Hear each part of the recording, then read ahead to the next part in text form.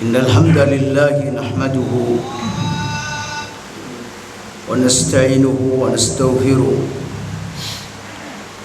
ونعوذ بالله من شرور أنفسنا ومن سيئات أعمالنا من يهده الله فلا مضل له ومن يضلل فلا هادي له أشهد أن لا إله إلا الله وحده لا شريك له وأشهد أن محمدا عبده ورسوله قال الله تعالى يا أيها الذين آمنوا اتقوا الله حق تقاته ولا تموتن إلا وأنتم مسلمون أما بعد. Alhamdulillah atas nikmatnya di mana kita masih berada di bulan Muharram, bahkan kita masih berada di awal-awal dari bulan Muharram. Dan sebagaimana yang antum ketahui bahwa bulan Muharram adalah satu bulan-bulan yang terhormat di sisi Allah Subhanahu wa taala, selain dari Rajab, kemudian Zulqa'dah, Zulhijjah, kemudian Muharram ini. Oleh karena itu kaum muslimin, berbuat dosa di bulan-bulan haram, termasuk di bulan Muharram, kata ulama, lebih besar dosanya. Begitu juga orang yang berbuat kebaikan, maka lebih besar kebaikan yang diperolehnya. Sebagaimana dikatakan oleh Ibnu Abbas radhiyallahu anhu. Dan di antara kebaikan-kebaikan yang bisa dimaksimalkan di bulan Muharram ini kaum muslimin adalah berpuasa. Khususnya puasa 10 Muharram. Secara umum diajarkan berpuasa. Sebab Nabi sallallahu alaihi wasallam bersabda, "Afdalus siyam ba'da Ramadan syahrullah al-Muharram." Sebaik-baik puasa setelah puasa Ramadan adalah bulan Allah, yaitu Muharram. Jadi ulama-ulama bertanya atau berbeda pendapat, apakah bulan Sya'ban lebih utama daripada bulan Muharram? Jawabnya kaum muslimin, berdasarkan teks hadis bahwa seutama-utama setelah puasa Ramadan adalah berpuasa di bulan Muharram. Lalu pertanyaannya, jika memang Muharram lebih utama daripada Sya'ban, mengapa Nabi berpuasa hampir penuh di bulan Sya'ban, sementara Muharram beliau tidak berpuasa sebanyak bulan Sya'ban? Kata ulama bahwa ada kemungkinan keutamaan ini baru belakangan diketahui oleh Nabi sallallahu alaihi wasallam, atau kemungkinan yang kedua, Nabi sallallahu alaihi wasallam disibukkan dengan berbagai macam kegiatan-kegiatan termasuk perang, dakwah di bulan-bulan tersebut, dan Nabi menggantikan atau memperbanyak puasa-puasa itu di bulan Sya'ban sebagai ganti dari puasa-puasa yang terluput di bulan sebelumnya. Ya, sebagaimana Aisyah radhiyallahu anha, beliau utang puasa dibayar di bulan Sya'ban. Ya, karena beliau disibukkan dengan urusan-urusan Nabi sallallahu alaihi wasallam. Jadi tetap dianjurkan berpuasa secara mutlak, tetapi tidak dihabiskan puasa Muharram dengan berpuasa, tapi dominan dengan berpuasa. Dan lebih utama lagi di 10 Muharram. Baik kaum muslimin, dalam kesempatan yang berbahagia ini kita tidak membahas tentang kaidah-kaidah yang biasa kita kaji. Di sini kita mengangkat satu ayat, lalu kemudian kita jelaskan sedikit maknanya, lalu setelah itu kita akan buka tanya jawab insyaallah. Allah Subhanahu wa taala berfirman, A'udzu billahi minasyaitonir rajim. Alam tara anna Allah yasjudu lahu man fis samawati wa man fil ardi. Tidakkah engkau memperhatikan? Tidakkah engkau melihat bahwa bersujud kepada Allah Subhanahu wa taala siapa saja yang ada di langit dan siapa saja yang ada di bumi. Jadi penghuni-penghuni langit berikut dengan langitnya, bumi penghuni-penghuninya dan buminya sendiri itu bersujud kepada Allah Subhanahu wa taala. Wasyamsu wal qamaru wan nujum. Begitu juga matahari bersujud, bulan bersujud, bintang gemintang juga bersujud. Wal jibalu wasyajaru wad dawabu wa katsiru minan nas. Begitu juga bersujud kepada Allah al-jibal, gunung-gunung. Kemudian asyajar, pohon. Wad-dawabu, dan hewan melata. Wa katsiru minan nas, dan kebanyakan dari manusia juga bersujud kepada Allah Subhanahu wa taala.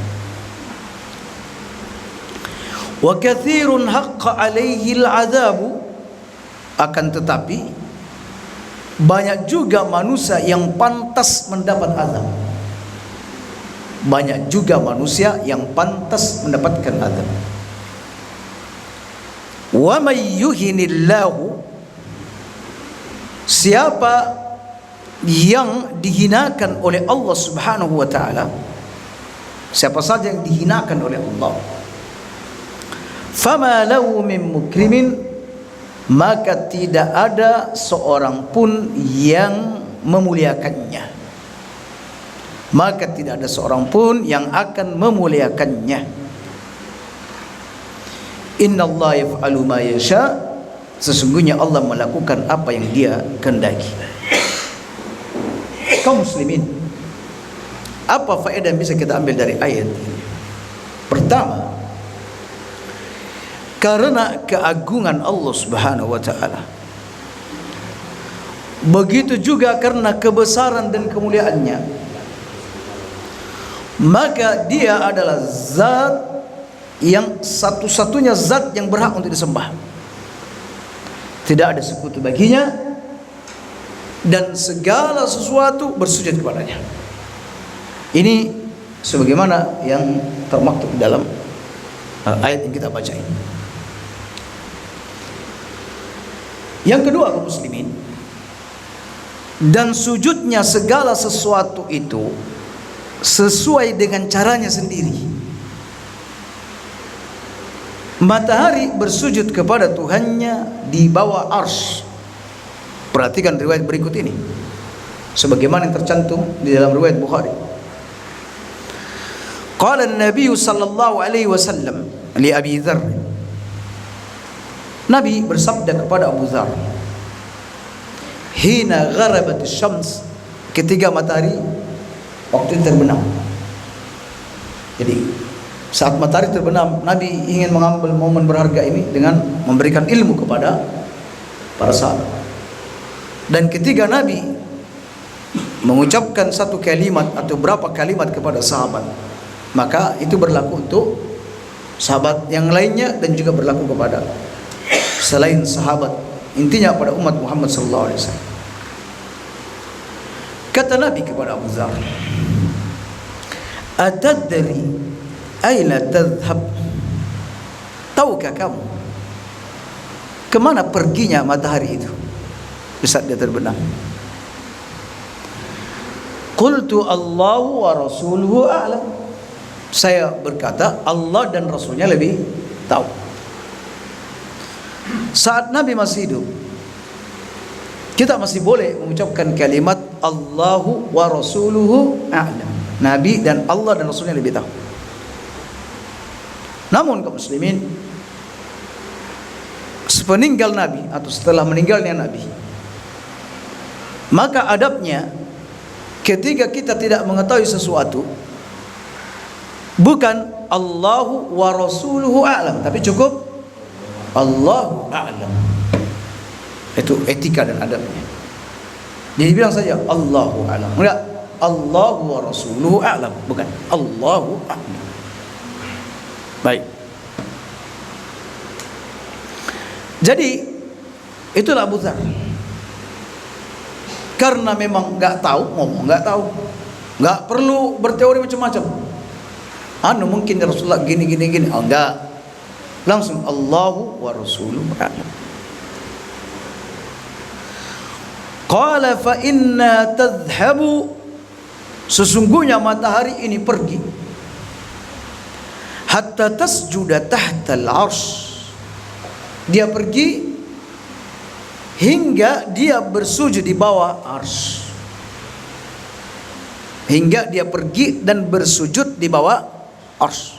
Dan arsy ini adalah salah satu makhluk Allah, bahkan dia adalah makhluk yang terbesar, karena arsy ini adalah laksana kubah atau payungnya semesta alam. Baik. Jadi dia pergi ke bawah arsy dan bersujud di sana. Fatasta'zin fayu'zanu lah. Dia pun minta izin dan Allah pun berikan izin, yakni minta izin untuk kembali terbit. Terbit kembali di mana? Timur, dan terbenam di barat. Begitu setiap hari. Bersujud, minta izin. Apakah hamba boleh terbit lagi wahai Rabbku? Dan diizinkan. Nah, bagi kita melihat pemandangannya hal yang biasa aja. Besok pasti terbit, besok terbit lagi. Itu kita ketika melihat matahari. Wa yusiku an tasjuda fala yuqbala minha, dan sudah dekat masanya matahari ini mau bersujud, fala yuqbal minha, tapi sujudnya sudah enggak diterima. Mau sujud ya sebagaimana manusia kelak, dia mau bertobat, mau sujud atau apalah bentuk yang penting menunjukkan tobatnya kepada Allah, tidak diterima. Tasta'zina fala yu'zana lah, dia minta izin untuk kembali terbit seperti biasanya, terbit di timur dan terbenam di barat. Fala yu'zana laha, namun tidak diizinkan. Kayak diizinkan lagi terbit di mana? Di timur. Allah berkata, irji'i min haitsu ji'ti, kembalilah dari mana kamu mulai. Fatatlu'u min maghribiha, hingga akhirnya matahari terbit dari barat. Fadzalika qauluhu ta'ala, itu yang dimaksudkan firman Allah, was-syamsu tajri li mustaqarrin laha, dzalika takdirul azizil alim. Itu yang dimaksud dengan firman Allah. Dan matahari berjalan di tempat peredarannya, demikian ketetapan yang maha perkasa lagi maha mengetahui. Jadi dia berputar di tempat peredarannya sesuai dengan izin Allah. Itu merupakan ketetapan Allah Subhanahu wa taala. Nah, itu sujudnya matahari. Adapun sujudnya gunung-gunung, sujudnya pepohonan, itu melalui bayangannya yang condong ke arah kanan atau ke arah kiri. Allah Subhanahu wa taala berfirman, awalam yarau ila ma khalaqallahu min syai' yatafayya'u zilaluhu min anil yamin wasyama'il sujjadan lillah wa hum dakhirun. Dan apakah mereka tidak memperhatikan segala sesuatu yang telah diciptakan Allah yang bayangannya berbolak-balik ke kanan dan ke kiri, dalam keadaan sujud kepada Allah sedang mereka berendah diri. Ya, dan ini dikatakan Ibnu Katsir dan ahli-ahli tafsir lainnya bahwa sujudnya gunung pepohonan itu dari bayang-bayangnya. Ya. Jadi bayang-bayang yang bersujud. Ketika dia bayang-bayangnya condong ke kanan, condong ke kiri atau ke mana, ke utara atau ke selatan, maka itulah sujudnya. Gunung-gunung dan pepohonan. Bagi kita ketika melihat bayang-bayang ya biasa. Cuma taunya kalau kodok berbunyi, wak itu lagi bertasbih. Tapi kalau lihat lagi bayang-bayang, ya tidak kita katakan dia lagi bersujud. Nah, jadi bayang-bayangnya pepohonan dan gunung itu adalah dengan bayang-bayang itu adalah bersujudnya dengan bayang-bayangnya yang condong ke kanan ataupun condong ke kiri. Adapun kita kaum muslimin, manusia, kita ini manusia, maka kita diperintahkan bersujud dengan 7 anggota sujud. Itulah sujud kita. Jadi tidak boleh misalnya lagi duduk waktu sholat, ada bayang-bayangnya disuruh sholat, aku sudah sholat. Katanya kenapa? Tuh bayang-bayang saya sudah condong ke kanan dan ke kiri, saya sudah sholat. Tak boleh, itu bukan sujud kita. Sujud kita ini sudah diatur oleh Allah Subhanahu wa taala, zat yang maha perkasa. Kata Nabi sallallahu alaihi wasallam, umirtu an asjuda ala sab'ati a'dhumi. Aku diperintahkan sujud pada 7 tulang. Nah, ini sujud kita. Artinya kalau salah satu dari 7 anggota sujud ini tidak bersujud, tidak dianggap sujud yang sempurna, bahkan tidak sah. Alal jabha wa asyara biyadihi ala anfihi. Kata Nabi, 1 ya, dahi, dan Nabi memberikan isyarat pada hidung. Berarti ini 1, hidung dengan dahi. Warrukbatain, 2 lutut. Wa atrafil qadamain, dan 2 ujung kaki. Wala nakfitat thiyab wasya'ra, dan kita tidak boleh menggulung, melipat, menyingsingkan baju kita, dan juga tidak boleh menggulung rambut. Alias kalau sholat tidak boleh begini, menggulung. Baik itu di luar sholat lalu masuk di dalam sholat, atau dilakukan di dalam sholat. Jadi gini, habis wudhu sudah, karena takut tidak dapat rukuk langsung masuk, akhirnya nggak lepas-lepas. Tak boleh, dilarang, tak boleh. Begitu juga rambut, tidak boleh digulung, nggak boleh diikat. Baik di luar sholat lalu masuk ke dalam sholat, atau menggulungnya di dalam sholat, keduanya tidak diperbolehkan. Ya. Demikian, ini sujudnya manusia. Makanya kalau ada manusia sujud hidungnya nggak nyampe, nggak sah sujudnya. Ya. Atau kakinya terangkat 1, diletakkan di atas sampai bangkit dari sujudnya, kakinya masih ada di atas lalu bangkit, tidak sah sujud, tidak diperbolehkan. Nah, itu aturan sujud. Maka dalam kamus mengatakan, ketika seseorang sudah meletakkan dahinya dan hidungnya di lantai dan kedua tangannya, apakah itu beralas atau tidak, maka itu sudah sah dikatakan sebagai sujud. Makanya ketika ada rambut misalnya jatuh, ya, mengenai dahi tapi sudah diletakkan di lantai, sudah namanya sujud. Anda sholat pakai kaos tangan sah, Anda sholat pakai sarung dan lutut tidak menyentuh langsung tanah atau lantai, sah.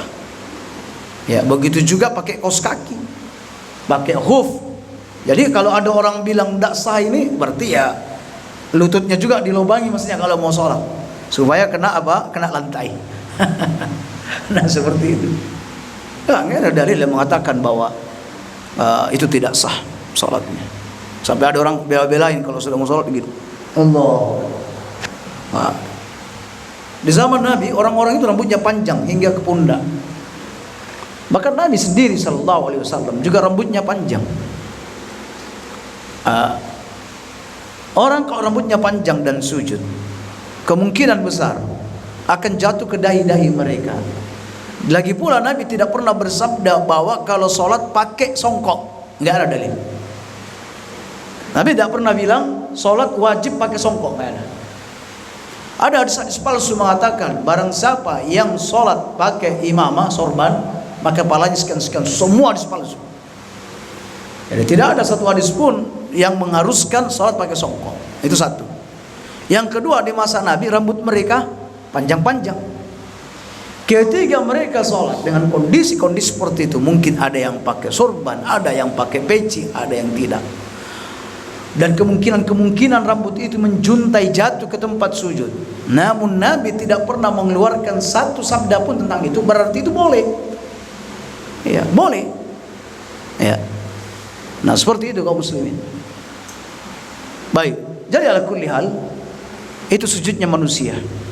Sujudnya malaikat, sujudnya manusia, sujudnya jin dan lain sebagainya. Jadi semua apa yang ada di alam ini semua bersujud kaum muslimin. Cuma cara sujudnya yang berbeda. Nah, sekarang ada hal yang lebih dalam yang kita mau sampaikan dalam ayat ini. Bahwa puncak kemuliaan seorang hamba dan klimaksnya adalah mentauhidkan Allah Subhanahu wa taala. Tidak menyekutukannya serta tidak tunduk kepada selain Allah Subhanahu wa taala. Dan ketundukan kepada Allah Subhanahu wa taala diekspresikan dengan bersujud kepadanya.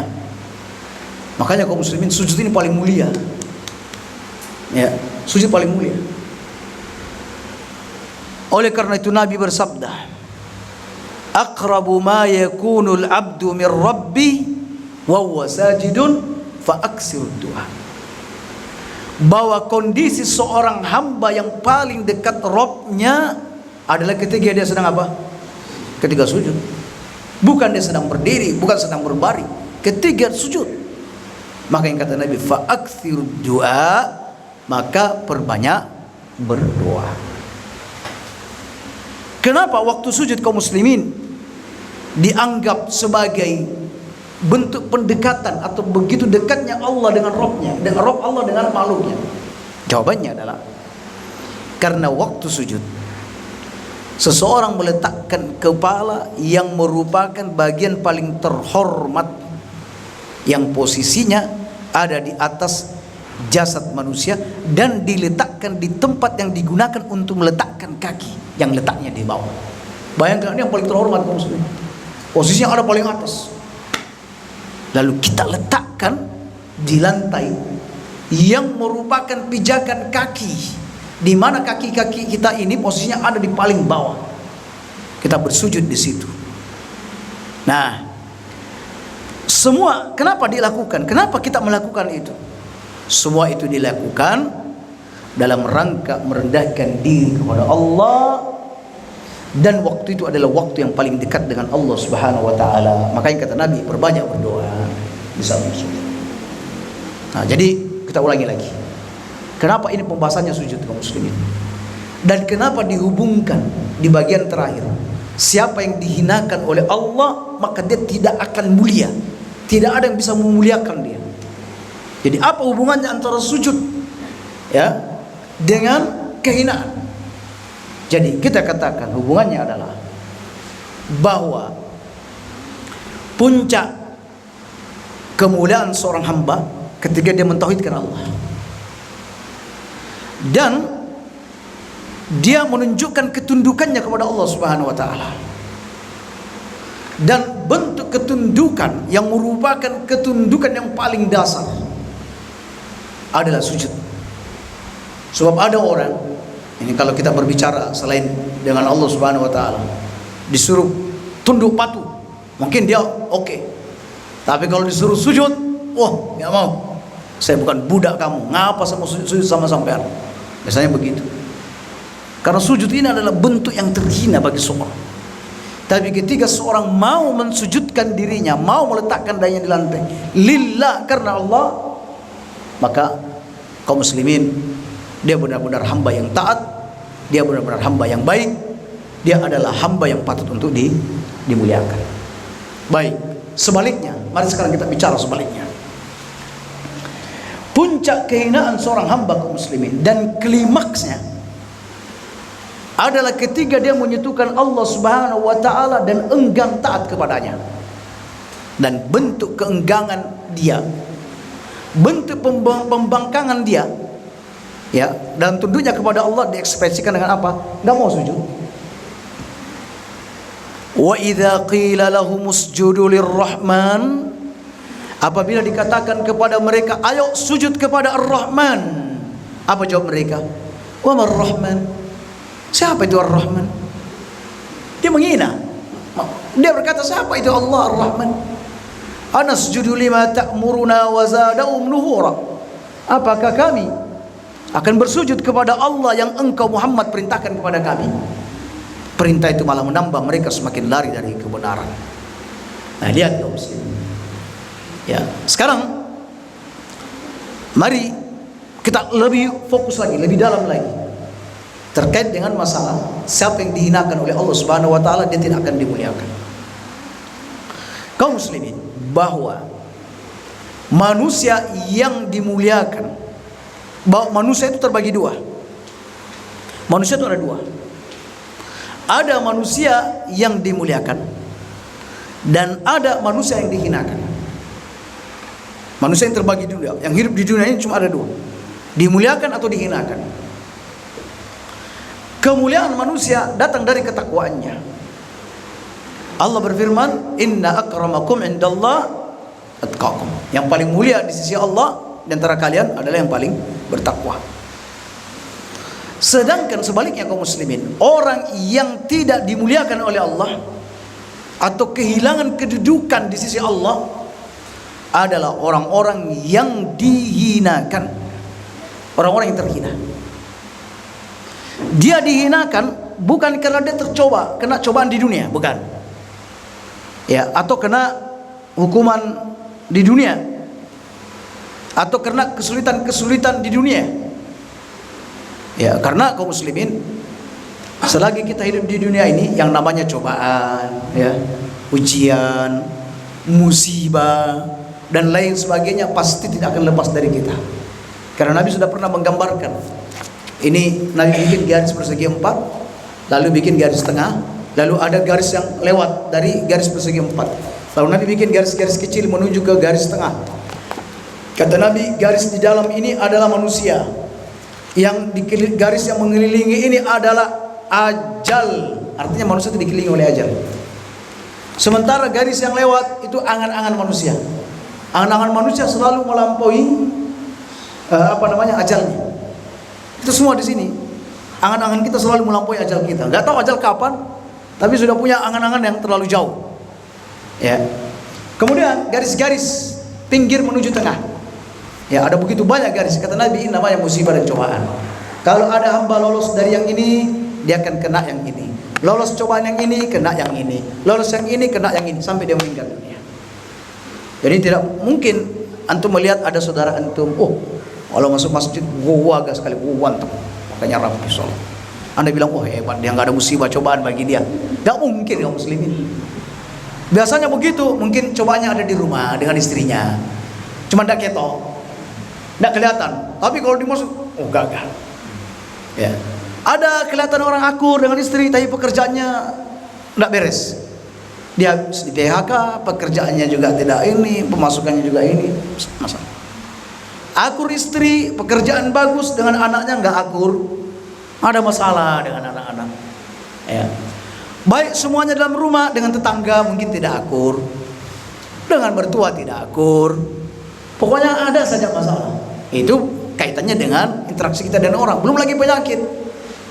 Penyakit perut aman, sakit kepala nggak aman. Sakit kepala aman, sakit gigi nggak aman. Ada saja penyakit-penyakit. Jadi tidak ada orang kaum muslimin yang lepas dari musibah ini. Semuanya pasti kena musibah. Nah, ketika orang kena musibah, ya, seorang kena musibah, maka ketahuilah itu bukan berarti dia sedang dihinakan, sama sekali tidak. Ada begitu banyak nabi-nabi. Kalau Anda mau lihat, membaca sejarah para nabi, Anda akan melihat bagaimana cobaan mereka. Di sana ada Nabi Ayub berkutat dengan penyakitnya, penyakit kulitnya, sampai pada puncaknya diusir oleh masyarakat. Masyarakat tidak mau mendekat. Ya, sampai ada cerita-cerita khurafat ulat jatuh di tubuhnya, lalu ulatnya diambil kembali, mau dimasukkan lagi. Ceritanya tidak benar. Ya, intinya sakit, bertahun-tahun sakitnya kaum muslimin. Ya, di sana ada nabi hidup di awal-awal di istana yang megah, setelah itu menjadi penggembala kambing puluhan tahun. Nabi Musa alaihissalam, bayangkan, sampai terus dipermainkan, diolok sama kaumnya. Padahal dia adalah seorang nabi, apalagi bukan seorang nabi. Jadi jangan dibawa baper, bawa perasaan ketika ada hal-hal seperti itu. Nabi Musa, makanya kata Nabi Musa dalam ayat Al-Quran sering berkata, lima tu'zunani wa qad ta'lamuna anni Rasulullah. Kenapa kalian menyakuti aku, padahal kalian tahu aku ini adalah Rasulullah SAW.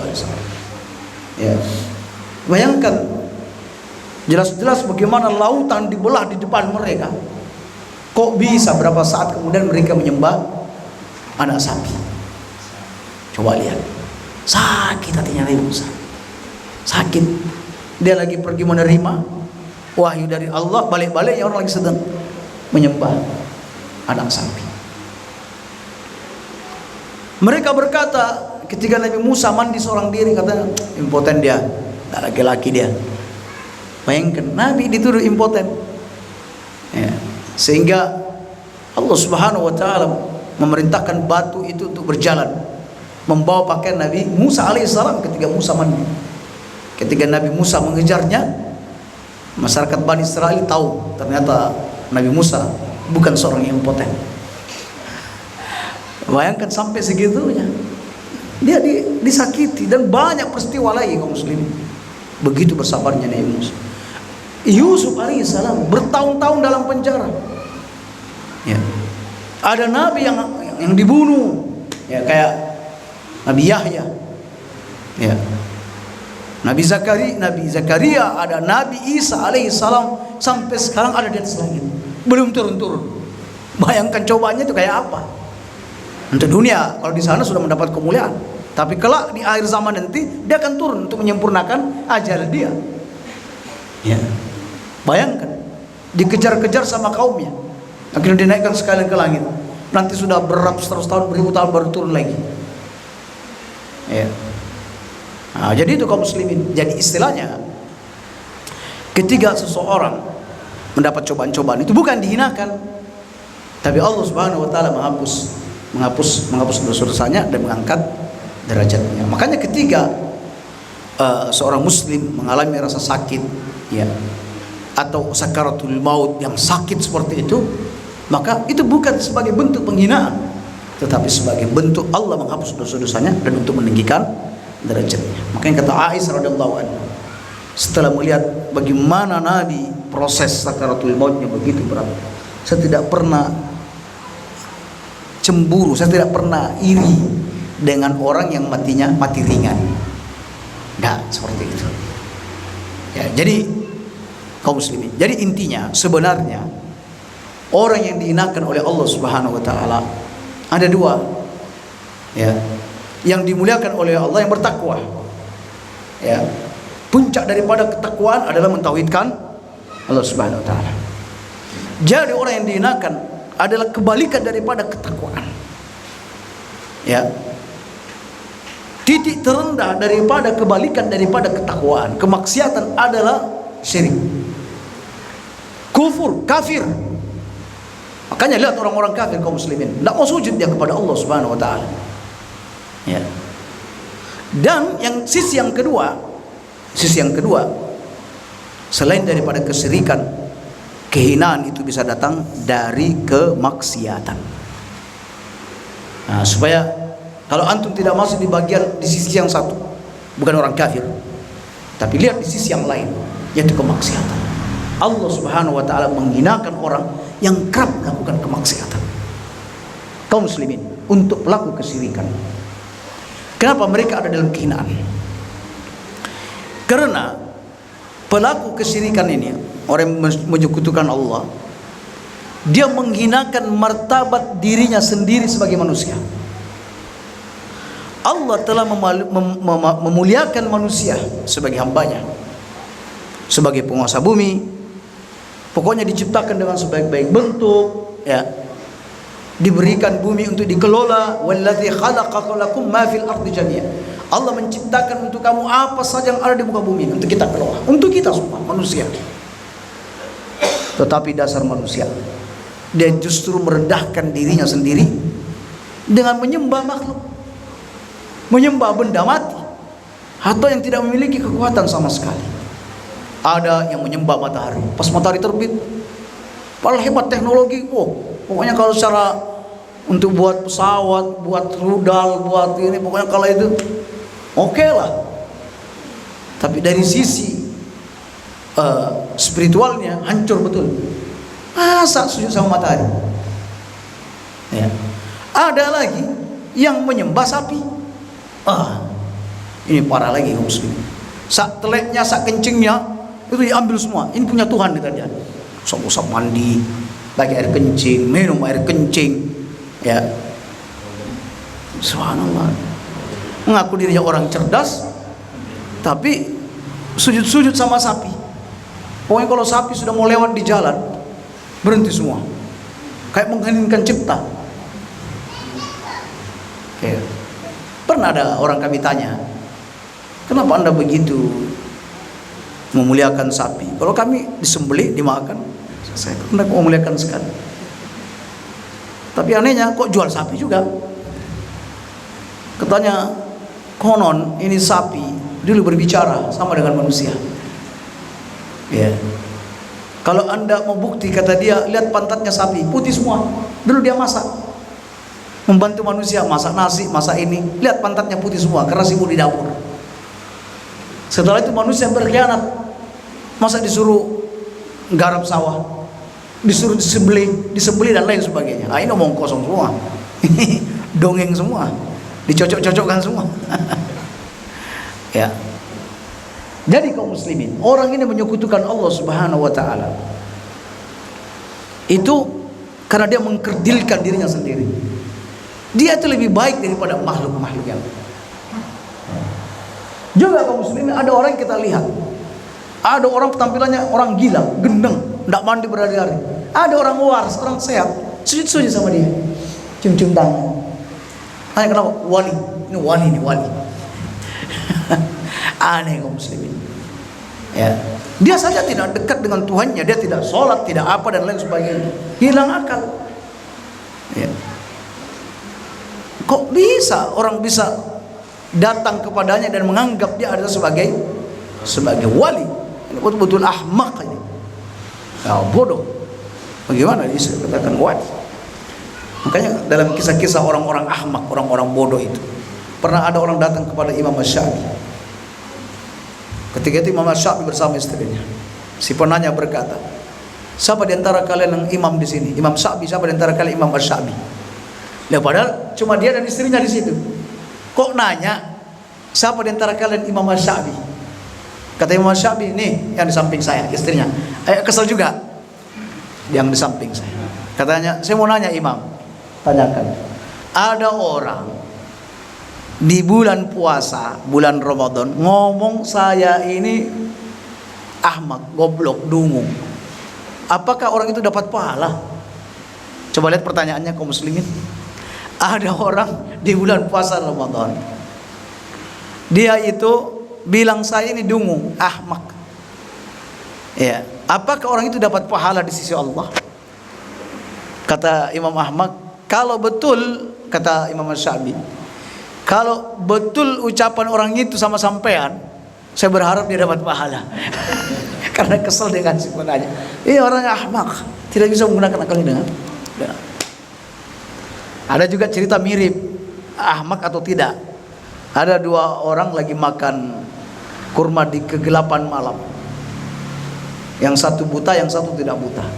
Kata yang tidak buta ini, semoga Allah, kata yang buta ini, semoga Allah melaknat orang yang makan kurma dua sekaligus. Ya, makan kurma di kegelapan malam, dia juga sudah buta. Katanya, aku sadar diri, aku nggak melihat. Tapi semoga Allah melaknat orang yang makan kurma langsung dua sekaligus. Ya sudah, akhirnya mereka makan secara tertib. Ketika kurma-kurma sudah habis dan sudah terang, didapati kenyataan biji-biji kurma itu banyak di depannya orang buta. Kata yang melihat, Yang tidak buta kata, kamu gimana? Bukannya kamu melaknat orang yang makan korma 2 sekaligus, tapi kok terbukti biji korma begitu banyak di depanmu. Katanya, yang aku laknatkan cuma makan 2 kurma sekaligus. Kalau 3 kan tidak masalah.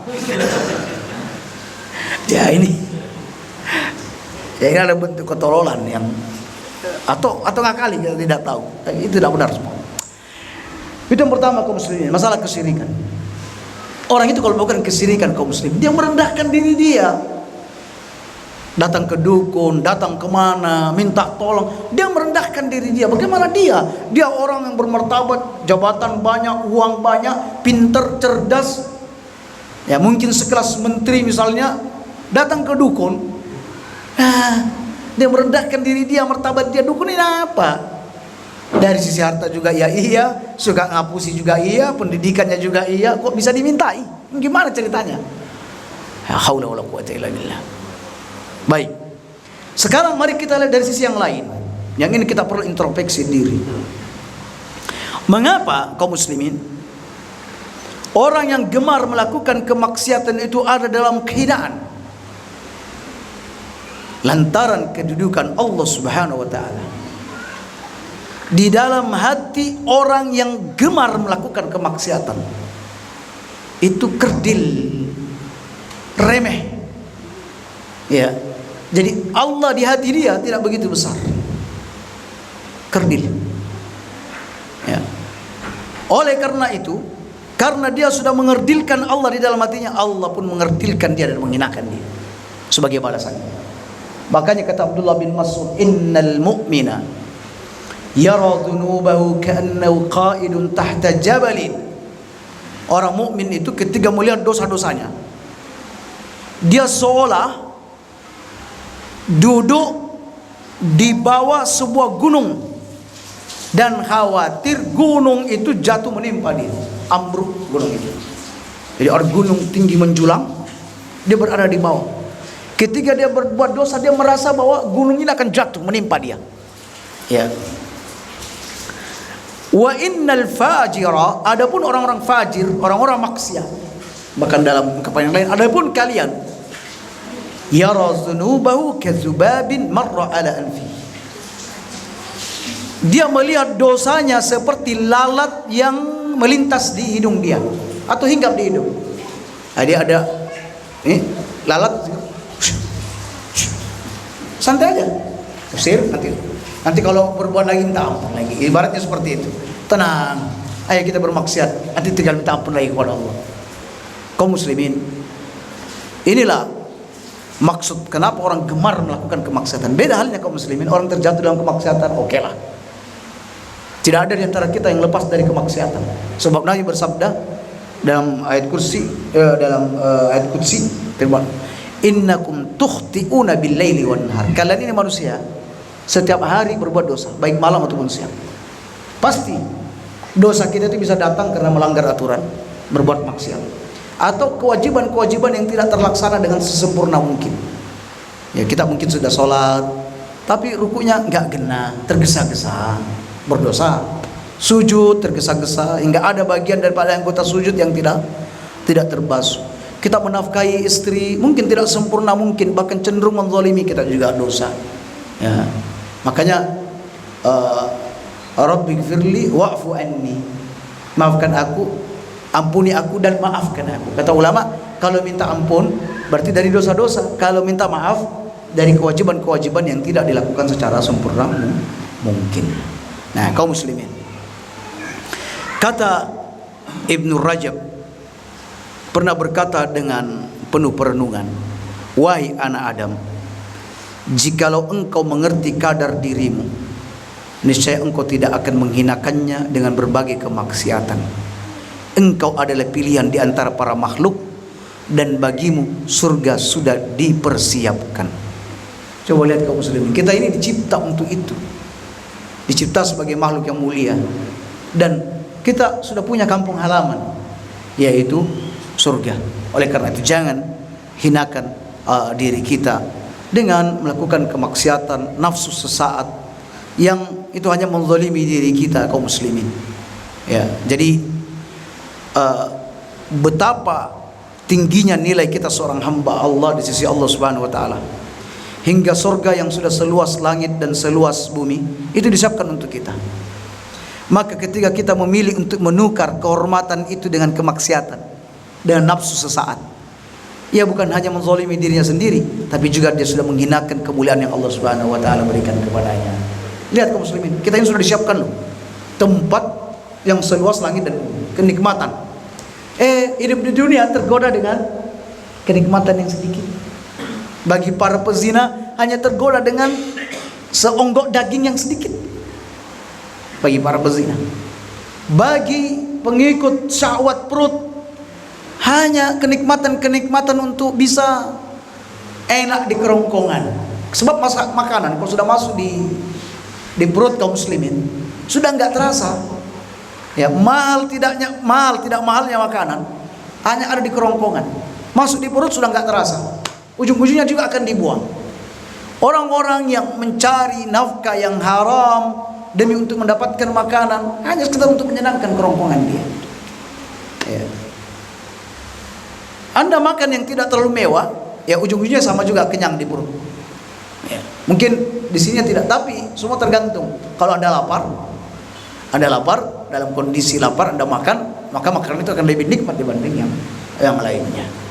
Ya, makanya ada seorang bapak berwasiat kepada dua anaknya, nanti kalau aku meninggal, jangan kalian bekerja sampai terkena matahari dan makannya harus selalu makan yang enak. Anak yang pertama, dia menjalankan pesan ayahnya, maka dia beli kendaraan yang mewah dan lain sebagainya. Pokoknya caranya nggak kena matahari. Ya. Dan makanya harus enak-enak. Sementara yang kedua hidupnya sederhana. Sampai yang ini jatuh miskin, yang ini bertambah jaya. Yang pertama bertanya kepada kakaknya, kamu ini durhaka, tidak menjalankan wasiat ayah. Katanya, kenapa? Sampean tidak seperti saya menjalankan pesan ayah. Kata dia, saya sudah menjalankan pesan. Saya pergi bekerja di waktu pagi-pagi ketika matahari belum terbit dan kembali di waktu sore. Dan saya tidak terkena matahari. Saya makan kecuali dalam kondisi lapar betul. Sehingga makanan semua enak bagi saya. Nah, berarti yang pertama ini benar dalam memaknai sesuatu, yang ini salah dalam memaknai sesuatu. Kadang kaum muslimin ada banyak sebenarnya petua-petua yang ada di depan kita, atau ada peristiwa-peristiwa di depan kita, kadang salah kita mengambil pelajaran. Tidak menjadikan sebagai pelajaran yang terbaik, tapi salah mengambil pelajaran. Nah, kami kasih contoh kasus misalnya. Ada orang, dia pamit pada gurunya karena dia sudah bekerja keras di kampung halamannya, penghasilannya betul-betul sulit diharapkan, sehingga dia pamit kepada ustadznya, kiainya mau kerja. Sang kiai pun mengatakan, ya pergilah, bertakwalah kepada Allah dan seterusnya. Maka pemuda ini pun pergi bekerja, cari pekerjaan di negeri yang lain. Saat di perjalanan dia beristirahat sejenak, lalu membuka bekal makanannya. Ketika dia membuka bekal makanannya, baru mulai makan, dia melihat ada peristiwa yang menakjubkan. Ada dua ekor burung, yang satunya buta, yang satunya sehat. Di mana burung yang sehat ini memberikan makan kepada burung yang buta, disuapi. Nah, akhirnya pemuda ini berkata, "Wah, Masya Allah, saya dapat pelajaran berharga dari sini, bahwa burung buta saja dijamin rezekinya oleh Allah Subhanahu wa taala. Apalagi kita ini manusia." Maka dia pun batal, enggak cari pekerjaan. Lalu dia menghadap ke gurunya. Kata gurunya, "Bukannya sampean pergi cari maisha, penghidupan, kok sudah ada di sini?"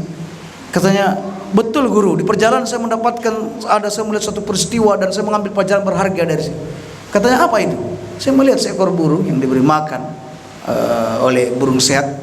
Saya berkata bahwa jika burung buta saja dijamin rezekinya oleh Allah, apalagi saya manusia, rezeki saya lebih dijamin oleh Allah Subhanahu wa taala. Jadi walaupun saya tidak bekerja keras atau apalah, insya Allah kalau sudah rezekinya, ya rezekinya insya Allah." Kata sang guru, "Kamu keliru ngambil pelajaran, wahai anakku. Keliru." "Loh, kelirunya di mana, wahai guruku?" Kata sang guru, "Kenapa engkau memposisikan diri sebagai burung buta, tidak memposisikan diri sebagai burung yang sehat yang memberi makan burung buta?" "Oh iya ya, ini sebuah kelalaian. Kenapa dia memilih sebagai burung buta, tidak burung yang kasih makan. Dengan demikian dia akan berusaha bekerja untuk memberikan kebaikan-kebaikan, mengulurkan tangannya kepada orang-orang yang membutuhkan. Katanya, jazakumullah khairan ya Ustaz, saya akan pamit lagi berangkat bekerja. Assalamualaikum, akhirnya pun berangkat. Nah, jadi kadang kita salah menangkap sebuah peristiwa, ya, sehingga kita salah melangkah.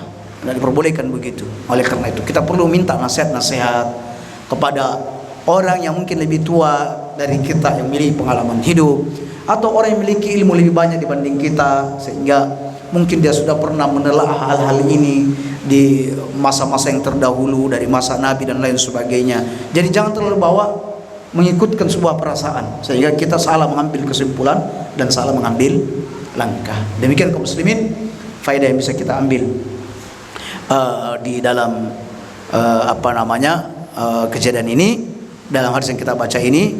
Intinya kaum muslimin, ketakwaan, kesolehan itu yang akan mengangkat kemuliaan kita, akan menjadi kita terpuji di sisi Allah Subhanahu wa taala. Sementara kemaksiatan kaum muslimin, walaupun fisiknya kelihatan bagus, tapi seorang ahli maksiat sama sekali tidak berguna. Jangan terkecoh dengan hal-hal seperti itu.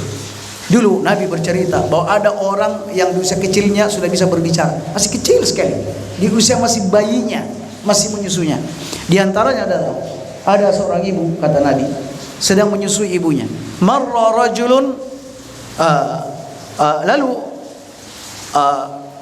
ketika ibunya sedang menyusui anaknya, ada orang yang sedang mengendarai kendaraan dengan pakaian yang mewah. Apa kata sang anak? Allahumma la tumit, kata sang ibu, Allahumma la tumit ibni hatta yakuna misla hadha. Ya Allah, jangan kau matikan anakku hingga dia mendapatkan kesuksesan kayak orang itu. Ya maklumlah, namanya juga ibu ya, ingin anaknya semua sukses. Jadi kendaraannya mewah, pakaian mewah, ada iring-iringannya. Katanya, Allah, jangan matikan anakku kecuali sudah mencapai posisi seperti itu. Ya, tiba-tiba si anak ini melepaskan mulutnya dari susu ibunya, dari puting ibunya. Lalu berkata, Allahumma taj'alni mislah. Ya Allah, jadikan aku kayak dia. Jangan jadikan aku kayak dia. Bayangkan bagaimana terperanjatnya sang ibu. Anak belum ayo ngomong, kau sudah ngomong. Ya Allah, jangan jadikan aku seperti dia. Lalu anak ini kembali. Tiba-tiba melintaslah seorang wanita yang sedang diseret, sedang dipukuli dan lain sebagainya, bahkan dipermainkan oleh anak-anak kecil. Ya. Lalu sang ibu berkata, Ya Allah, jangan jadikan anakku seperti itu. Apa kata sang anak? Ya Allah, jadikan aku seperti dia. Jadikan aku seperti dia. Bukan maksudnya disiksa begitu, karena kias, analogi itu tidak semua harus itu sama. Sebagiannya aja yang diambil. Kata sang ibu, apa-apaan ini wahai anakku? Kata sang anak, wahai ibu, yang berkendara tadi itu orang kafir. Adapun wanita yang diseret tadi, dia adalah seorang wanita muslimah. Dia dituduh berzina padahal tidak berzina. Dia hanya berkata hasbiyallah wa ni'mal wakil. Dia, orang-orang berkata dia pencuri, tetapi dia hanya berkata hasbiyallah. Ya, jadi kan dia adalah wanita yang soleh. Dituduh mencuri, dia berkata hasbiyallah. Dituduh berzina, hasbiyallah. Ya, seperti itu kaum muslimin.